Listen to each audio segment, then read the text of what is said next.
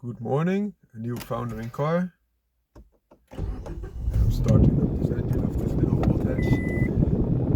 As you might know if you remember the videos or you watched earlier videos from this channel, that I have a preference for hothatches because they are both practical,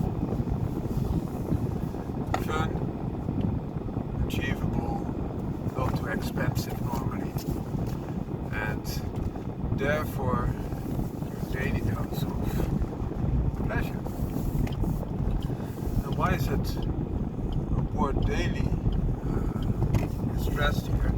Of course, you could have even more fun with, for example, Roadster, also a car that I had on this channel. I sold that car to make room for the baby. The baby's on the way, getting a daughter, and pleasure is there, but that Roadster is not as daily usable as a car like hothatches.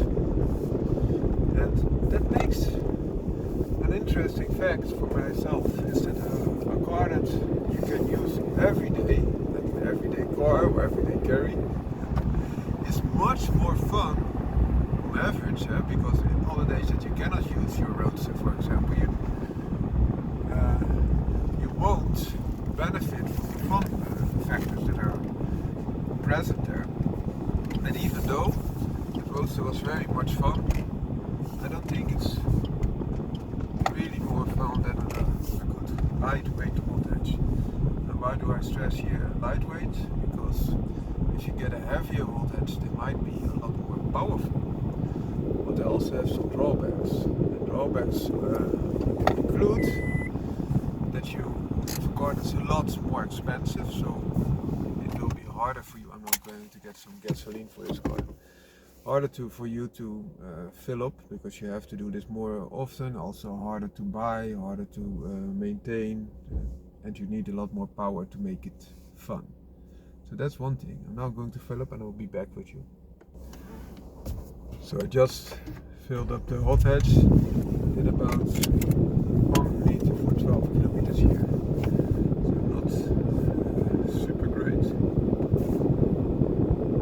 This is more the inner city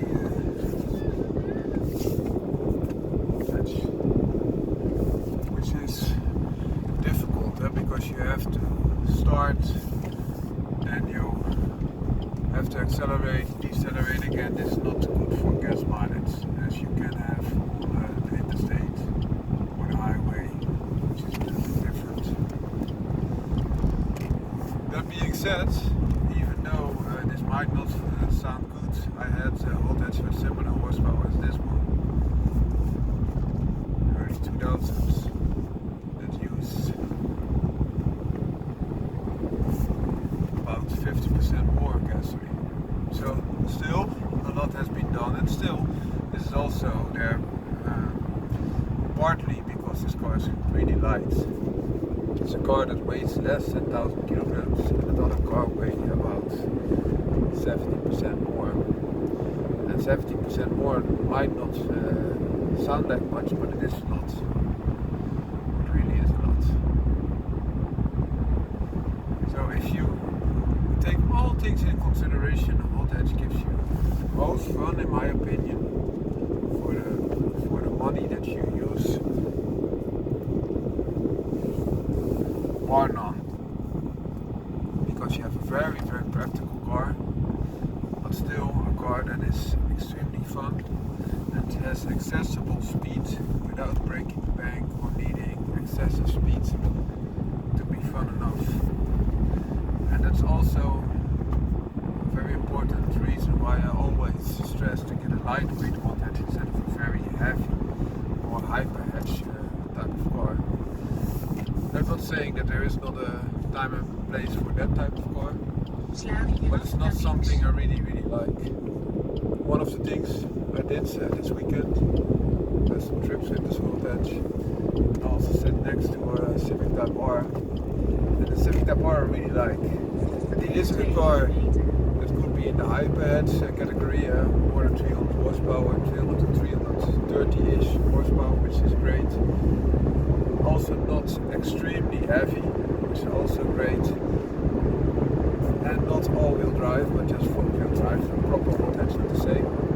But still, prices in the Netherlands are now reaching 100,000 euros. So that was more than 4 times the money I paid for this car.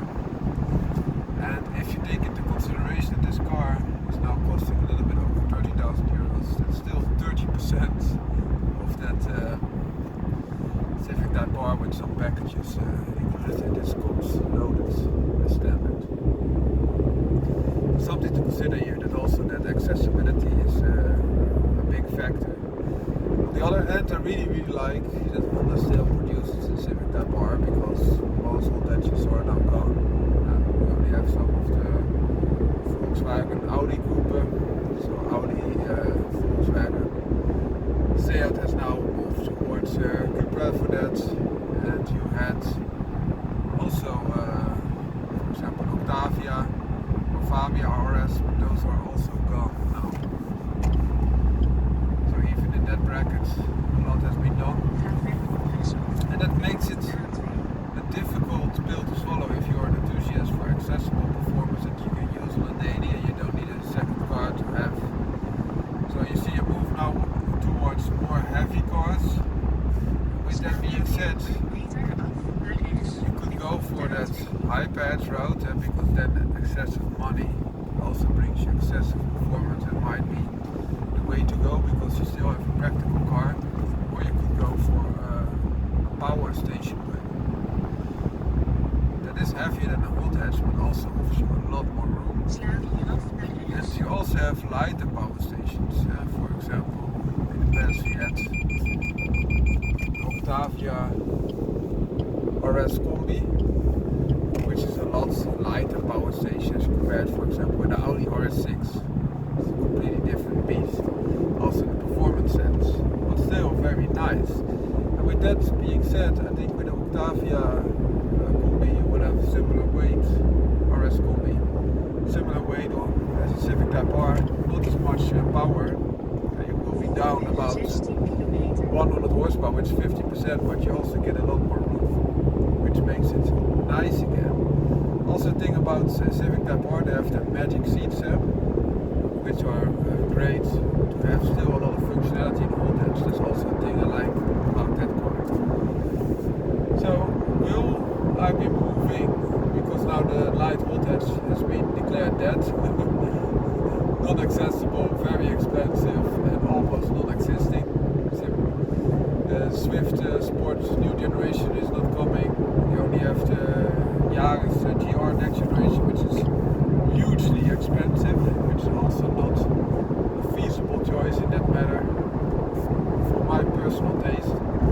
I really like the car, I think it's great, but it's so expensive in the Netherlands that it's not feasible anymore, because you have a luxury tax, which is coupled to the amount of CO2 that you propel into the atmosphere, even though your car might drive only short distances, which is really a killer.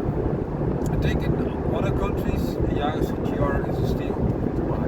If you see the performance and all other aspects that you're getting with that car, also exclusivity and daily usability, this is a very nice, light, high patch. Still lightweight, but high patch. But even that car is about 20% more heavy than the Swift Sport is that I'm driving at the moment. At least 20%, perhaps 25, 28, something like that, which is quite considerable.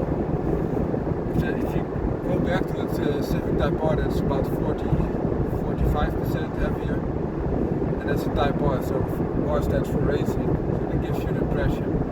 Another thing that you could consider is you keep your hands on your hothatch, don't sell it, especially if you're lightweight hothatch like I have with the Swiss Sport, and keep it as long as possible. In the future it might be that there will be some electro hatches, so electronically powered hatches, which could take the cake. If you now look at what is possible, you see the Alpine A290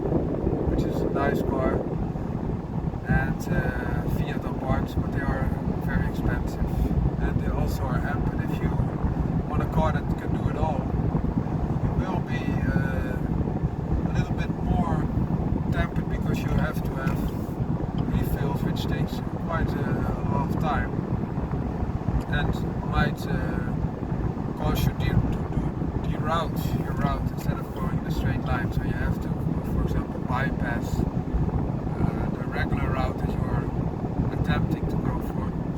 So that's something that you could take into consideration there. I'm not saying that it's impossible.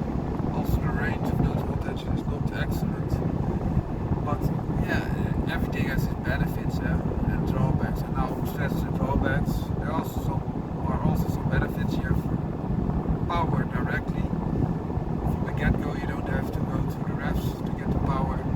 You also have a car that has a low center of gravity, so the weight is very low into the base structure of the car because it's in the floor. And also you have a car that is not costing you that much in terms of interval services, service intervals. But there are also drawbacks. For example, an Abarth weighs about 25-30% more in electric form than it does in gasoline powered form. So that does something to the delivery of an experience for you.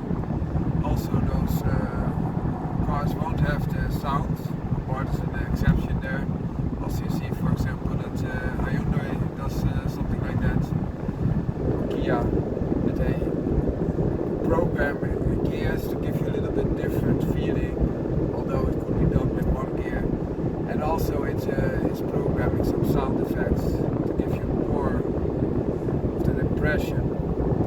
So something is also beneficial, something is a little bit detrimental there. But a lightweight gasoline powered hothatch still, in my opinion, has its place. You could couple that if you have a two-car household to one electric hothatch, and you will be solid. So you have a practical car that you can use daily, and the electric car for the shorter distances, which is detrimental also for an ICE, so internal combustion engine hothatch, and doesn't have that drawback with the electric car. So that could be a very good coupling there.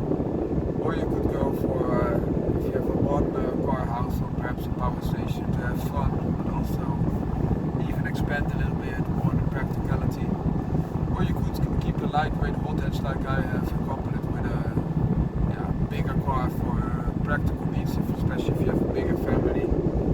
And that last car might not be in need to have that much power, because one car is there for practical travel needs and the other car is there for the fun bouts, shorter routes, or when you're carrying a lot less luggage, especially if you're gasoline one. You could also couple that electric hothatch, for example, an Abarth, even a convertible version, which is very nice, with, for example, a station wagon that is not there for the performance. So there are quite some routes to consider, and still you